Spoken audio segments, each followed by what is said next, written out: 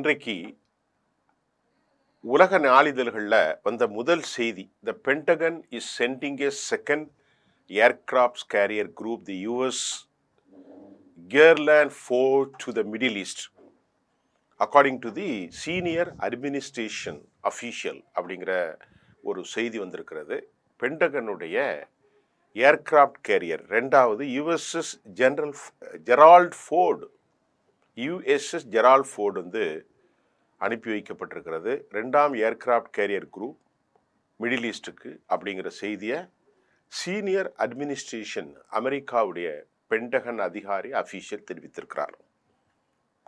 மத்திய கிழக்கு நாடுகளில் இப்போ அமெரிக்கா மற்றும் ஈரானுடைய பதட்டத்தின் பால் இந்த இரண்டாவது யுஎஸ்எஸ் ஜெரால்ட் ஃபோர்டை அனுப்பி வச்ச காரணம் என்ன? 10க்கு மேற்பட்ட கப்பல்கள், துணை கப்பல்களில் ஆப்ரஹாம் லிங்கன், யுஎஸ்எஸ் கார்னி வரவில்லை, Wilson, USS Gerald Ford, USS W S Bush, USS Trumans, இப்படி நிறைய கப்பல்களை கொண்டு வந்து நிறுத்தியிருக்கிறத பார்க்கிற போது என்ன இவ்வளவு பெரிய கப்பல்கள், இவ்வளவு பெரிய வாகனங்கள், இவ்வளவு பெரிய சிஸ்டத்தை கொண்டு முழுமையாக அமெரிக்கா குவிச்சிட்டு மத்திய கிழக்குல இது அமெரிக்காவினுடைய தளவாடங்களில் முழுமையாக 80 விழுக்காடு அளவிற்கு மத்திய கிழக்குல கொண்டு நிறுத்தியிருக்கிறாங்க. இது அல்லாம நாடுகளில் இருக்கக்கூடிய தளவாடங்கள், தளங்கள், இன்னும் இதை அல்லாமல் இஸ்ரேல் நாட்டில் இருக்கும் அமெரிக்காவுடைய ஏர் ஸ்ட்ரைக் விமானம் F-15, F-16, F-18, F-22, F-35, B-2 bombers, டியூகோ காட்சியா. இப்போ போர் நடக்குமா அப்படின்னா உங்களுக்கு ஒரு கேள்வி வரும். இவ்வளவு கொண்டு நிறுத்தி திருப்பி போனா அவங்களுக்கு ஒரு நாளைக்கு செலவே பில்லியன் கணக்கில் வரும். இதுவரைக்குமே பல பில்லியன்கள் அவர்கள் நாசம் செய்திருப்பார்கள் அல்லது செலவு செய்து கொண்டிருக்கிறார்கள்.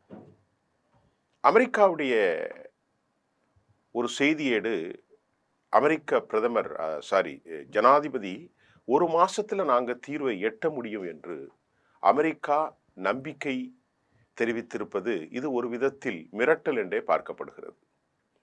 இதுக்கிடையில அமெரிக்காவுடைய வால் ஸ்ட்ரீட் ஜேர்னல் தன செய்தியில இவ்வாறு சொல்றது.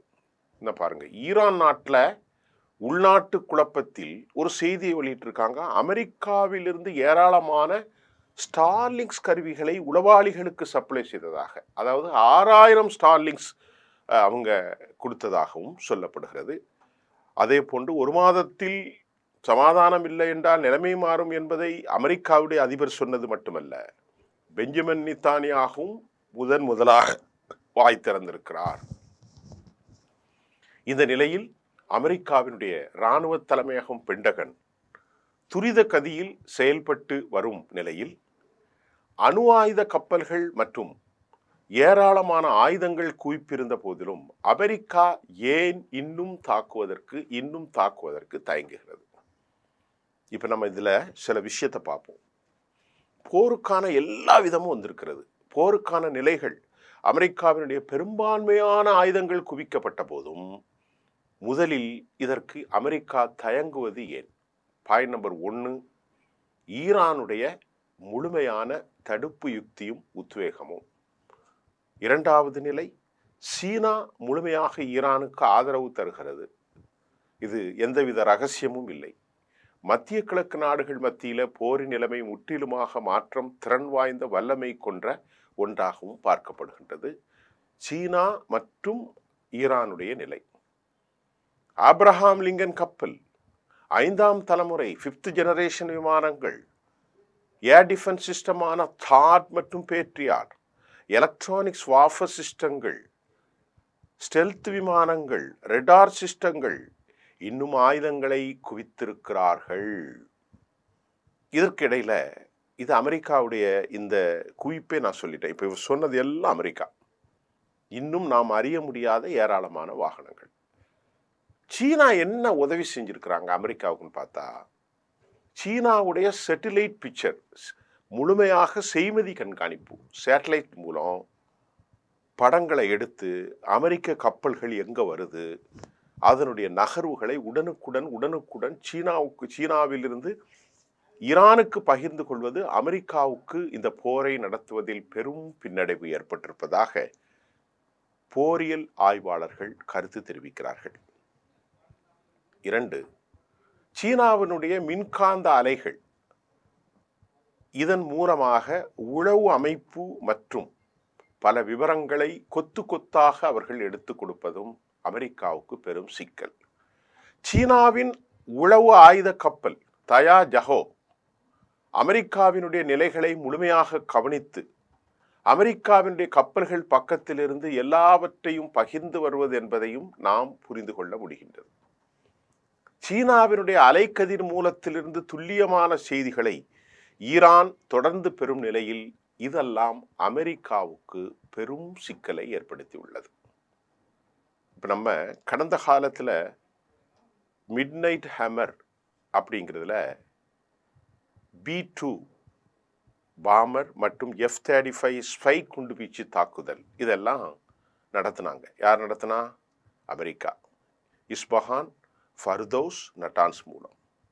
இந்த நிலையில் தற்போது விமான தாக்குதல் ஈரான் அரசு தலைமை மற்றும் நிலையில் எந்த ஒரு மாற்றமும் ஏற்படாது என்றும் எக்ஸ்பர்ட் சொல்றாங்க. என்னதான் கொண்டு வந்து தலைப்பை நடத்தினாலும் அரசை கவிழ்க்க முடியுமா? இது ஏற்கனவே உள்ள பழைய விவகாரத்தை மறுபடியும் சொல்கிறேன். இதை நான் முன்னே சொல்லியிருக்கேன். ஈரானுடைய அரசை அவர்களால் கலைக்க முடியாது என்பது உண்மை. அரச தலைமையில் எந்த மாற்றமும் ஏற்படாது என்பதும், ஈரான் பழிவாங்கும் நடவடிக்கை குறித்து அமெரிக்கா அஞ்சுவதாகவும் இந்த தாக்குதலை அவர்கள் யோசிக்கிறார்கள். அதே போன்று இந்த போரை நடத்தாமல் ஆயுத குவிப்பின் மூலம், மிரட்டலின் மூலம் சமாதானத்தோடு திரும்பி விடலாம் என்றும் அமெரிக்கா எண்ணியதன் காரணமாக இந்த செகண்ட் கேரியர் ஸ்ட்ரைக் குரூப் இப்பொழுது வந்திருப்பதாகவும், இது கரீபியன் பகுதியில் இருந்து CRG கேரியர் ஸ்ட்ரைக் ஷிப் இப்பொழுது மிடில் ஈஸ்டுக்கு வந்து இந்த மாதம் அநேகமாக சமாதானம் இல்லது போர் துவங்கக்கூடிய ஆபத்து இருக்கிறது. அமெரிக்காவை பொறுத்தவரை போர் செய்வதற்கு யோசிக்கிறான். ஒருவேளை வழி இல்லாமல் போரை நடத்திவிட்டால் என்ன நடக்கும்? ஈரானை சுற்றி அமெரிக்காவுடைய நட்பு நாடுகள் மத்தியில் அவர்களுக்கு ஏராளமான மிலிட்ரி பேஸ் இருப்பதை நான் பலமுறை சொல்லிட்டேன். வழக்கத்திற்கு மேலாக அதிகமான ஏர்கிராஃப்ட் கேரியர் ஷிப்ஸும் வந்து நிற்கிறது. USS ஜெரால்ட் ஃபோர்ட் இப்போ வந்ததையும் நான் சொன்னேன். இதுக்கு இடையில சவுதி அரேபியா, கத்தர் எல்லா நாடுகள்லையுமே, ஜோர்டான், குவைத் எல்லா நாடுகளிலுமே USSனுடைய பேஸ் இருக்கு. இதுக்கு மேலே தாக்குதலுக்கு அவங்களுக்கு எதுவுமே தேவையில்லை. இதுக்கு மேலே எதுவும் வர வேண்டியதும் இல்லை. அவ்வளவையும் கொண்டு குவிச்சிட்டாங்க. 7 நாடுகளில் தாக்குதலுக்கு யுக்தி சவுதி எல்லா நாடுகள்லையும், கத்தரில், ஜோர்டானில், குவைத்தில், பஹ்ரைனில் எல்லா நாடுகளிலும். இரண்டாவதாக இஸ்ரேலில் பெரிய பேஸ். அப்புறம் கடலில் 10க்கு மேற்பட்ட ராட்சச கப்பல்கள். ஈரானை துவம்சம் செய்வதற்கு இதை விட பெரிய விஷயம் இல்லை. இருந்தாலும் அமெரிக்கா தாமதிப்பதற்கு பல காரணங்களை நான் சொல்லிட்டேன். இப்போ நீங்கள் இன்னும் முக்கியமாக பார்த்தா ஜோர்டானில் 35 எண்ணிக்கை கொண்ட F-15 ஸ்ட்ரைக் ஏஜ் நிறுத்தியிருக்கிறாங்க. எத்தனை? F-15 35 ஜோர்டானில் இருக்கு. அது மட்டும் இல்லாமல் 1 டசன் 12 நம்பர்ஸ் F-35 அதுவும் நிறுத்தப்பட்டிருக்கிறது துல்லியமாக. இந்த ஆபரேஷன் லைட் ஹம்மர் கடந்த 2025 ஜூலையில் நடைபெற்ற இந்த தாக்குதலில் அமெரிக்கா F-22 and B-2 பாம்பர்ஸை பயன்படுத்தி நடந்த நிலையில் தற்போது தண்டர் போல்ட் என்கின்ற மிக முக்கியமான ஒன்றையும் US நிலைநிறுத்தி இருக்கிறது.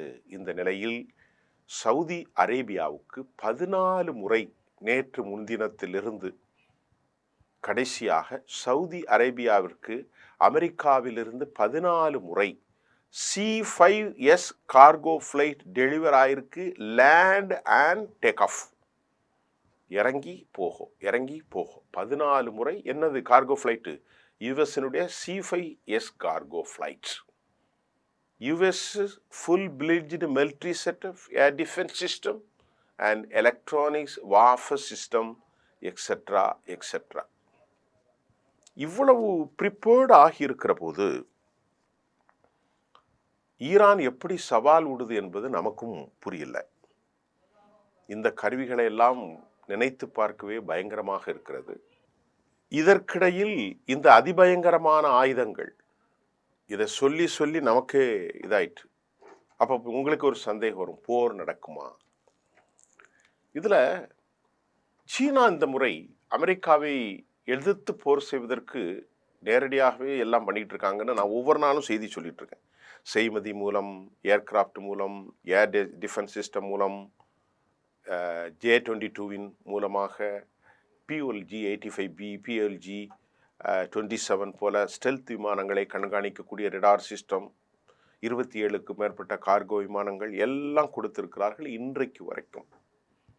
அப்போ இந்த போர் உச்சபட்ச நிலையில் வந்தால் பின்விளைவுகள் அதிகமாக இருக்கும். அமெரிக்கா, எனக்கு என்னவோ புரியவில்லை, அமெரிக்கா இவ்வளவே நிறுத்தி திருப்பி அவர்கள் கொண்டு போகிறதுக்கு ஏராளமான பணத்தை சவுதி போன்ற நாடுகள்கிட்ட அவங்க கலெக்ட் பண்ணிடுவாங்க. இவ்வளவு செலவு வந்தாலும் அவங்க என்ன சொல்லுவாங்கன்னா, இல்லை நான் என்ன புரிஞ்சிருக்கிறோம்னா, இவ்வளோ ஒரு நாளைக்கு கிட்டத்தட்ட ஒரு 50,000 கோடி 7 பில்லியன் 6 பில்லியன் செலவாயிரும்.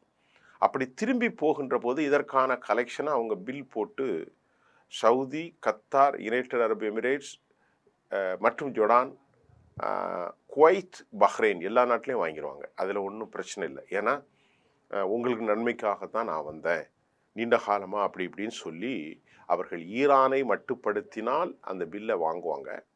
ஆனால் இது ஒரு பெரிய ஆபத்தான போக்குங்க. இது அவ்வளவு சரியாக நடக்கக்கூடிய ஒரு அரசியல் மாற்றம் அல்ல. ஒட்டுமொத்த உலக சமூகத்தை, மனித சமூகத்தை ஆட்டி படைக்கின்ற அபாயகரமான சூழல் இன்றைக்கு காட்டுகிறது. போர் தாக்குதலுக்கு சவால் விட்டுவிட்டார்கள் கொமேனியும், அப்பாஸ் அராகச்சியும், அலி லாரிஜானியும். இவர்கள்லாம் முக்கியமான ஆட்கள். ஆனால் என்ன நடக்கப் போகிறது என்பது தெரியவில்லை. புது புது செய்திகள் தான் நமக்கு வந்து கொண்டிருக்கிறது. இப்போ இன்றைக்கு 3க்கும் மேற்பட்ட 2க்கும் மேற்பட்ட ஃப்ளைட் ஏவுகணை ஷிப் கேரியர் வந்திருப்பது தான் ரொம்ப முக்கியமான ஒரு விவகாரம். கார்கோ விமானம் 14 முறை சவுதியில் இறங்கினதையும் சொல்லிட்டேன். இன்னும் பல செய்திகளோடு, ஆதாரமாக துல்லியமான செய்திகளோடு நான் உங்களை சந்திக்கின்றேன். நன்றி.